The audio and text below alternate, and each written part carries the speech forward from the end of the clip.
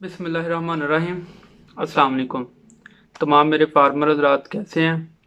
मैं आपका दोस्त डॉक्टर शुएब, और आज हम बात करेंगे जानवरों में पाई जाने वाली बीमारी 3 डेज सिकनेस, वेल का बुखार या मक्खी और मच्छर से फैलने वाली बीमारी।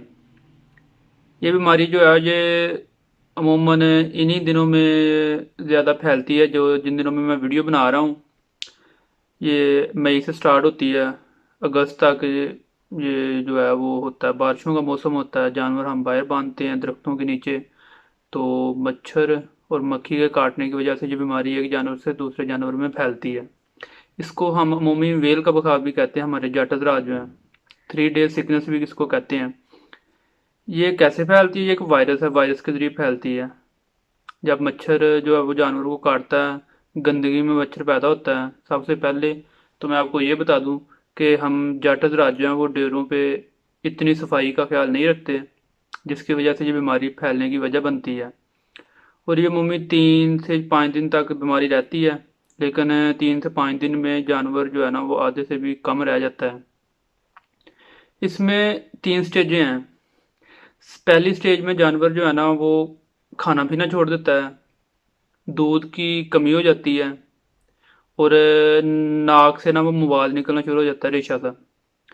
और दूसरी स्टेज में जानवर जो है वो बैठ जाता है, मुश्किल से उठता है, एक टांग पे या दो टांगों पे सोजिश नजर आती है, जोड़ों पे। और तीसरी स्टेज पे तो बिल्कुल ही जानवर बैठ जाता है, दूध की बिल्कुल कमी हो जाती है, जानवर से उठा भी नहीं जाता। तो तीसरी स्टेज पे एंड हो जाता है जानवर का। वो 2-3 दिन गुजर जाते हैं इस बीमारी को, लेकिन मालिक हज़रात को पता नहीं चलता, तो वो अपने देसी टोटकों में लगे रहते हैं। इस बीमारी में जानवर है ना उसका जिस्म अकड़ जाता है, जो मेन वजह है, वायरस की वजह से अंदर फैलती है, और ये बड़ी तेज़ी से वायरस काम करता है। और ये बीमारी ज़्यादातर गाय जो है ना उसमें देखी गई है। भैंसों में ये बीमारी तकरीबन 15 या 20% है, और जो गाय है उसमें तकरीबन 70% तक ये बीमारी लाक होती है। और सालाना एवरेज अगर निकाल लें तो बहुत ज़्यादा केसेस जो है ना वो देखने में मिलते हैं। वेल 3 डेज सिकनेस, मक्खी या मच्छर के काटने की वजह से फैलने वाली बीमारी, मुख्तलिफ इलाकों में इसके मुख्तलिफ नाम हैं। और इसकी हिफाजत कैसे करनी है? इसकी हिफाजत तो यही है कि डेरे की सफाई रखें। इन दिनों में जब बरसाती मौसम स्टार्ट होते हैं तो उसमें डेरे को साफ रखें, पानी खड़ा नहीं हो। गोबर वगैरह है तो उसको एक साइड पे दूर लगाएं जानवरों से, और जहाँ गोबर लगाया वहाँ पे पानी खड़ा नहीं हो, क्योंकि उसमें गंदगी की वजह से जो है वो मच्छर पैदा होगा और ये बीमारी फैलने की वजह बनेगी।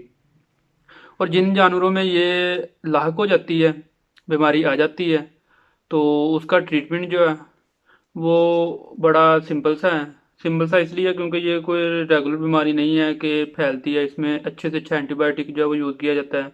हम ऑक्सी लगा सकते हैं, पेनबायोटिक लगा सकते हैं, अगर वो जोड़ों पे ज़ख्म बन जाए या वो ज़्यादा सोजिश हो जाए। अगर ज़ख्म बन जाए तो वो पेनबायोटिक बेस्ट है, नहीं तो हम ऑक्सी अच्छा है वो लगा सकते हैं। ऑक्सी के अलावा हम लोक्सन लगा सकते हैं, यूज़ कर सकते हैं इंजेक्शन।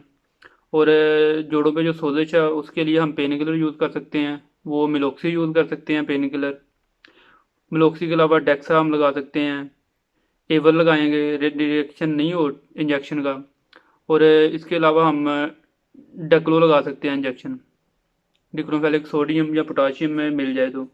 इसमें जानवर का टेम्परेचर जो है वो अप हो जाता है, तो टेम्परेचर के लिए हम इंजेक्शन यूज़ कर सकते हैं कोई भी। नहीं तो हम जो है वो डिक्लोफेनिक सोडियम ही लगा दें, वो टेम्परेचर के लिए और दर्द के लिए बड़ा बेस्ट है, वो लगा सकते हैं। ये इसके साथ हम इसको ताकत के लिए इंजेक्शन जो है वो विटामिन दे सकते हैं, एडी, या इसके माध्यम का कोई अच्छा विटामिन यूज़ कर सकते हैं, ताकि जानवर में जो है ना वो अंदर एक इजाफी एनर्जी जो है ना मिलती रहे। क्योंकि जानवर जो है बैठ जाता है, और ये कमज़ोरी की वजह से जानवर उठ नहीं पाता, और जो ज़्यादा सेहतमंद जानवर होते हैं ना उनमें ये बीमारी लायक होती है। तो हमने ये ख्याल रखना है कि जिन जानवरों में ये बीमारी आती है उनको अलग करें, और डेरे की सफाई रखें, अपने फार्म की सफाई रखें, ताकि इस बीमारी से जो है ना बचा जा सके। इसके अलावा हम देसी इलाज भी कर सकते हैं। उसमें यह है कि गुड़ ले सकते हैं आधा पाव, मीठा सोडा 30 ग्राम या 25 ग्राम लेना है और उसमें हमने शामिल कर लेनी है मोटी इलायची और सौंफ। 50 ग्राम सौंफ ले लेनी है, 25 ग्राम मोटी इलायची ले लेनी है। इन चीज़ों को मिक्स करके हम उसको वो खिलाएं 3 दिन तक, और साथ ये इंजेक्शन यूज़ करें, तो इंशाल्लाह ताला जो है वो जानवर बेहतर हो जाता है। इसके साथ ही अब हमें इजाज़त दें। अल्लाह हाफिज़। इसके साथ ही हम अब नई वीडियो के साथ हाज़िर होंगे। हमारा चैनल जो है वो सब्सक्राइब करें और हमें इजाज़त दें। शुक्रिया।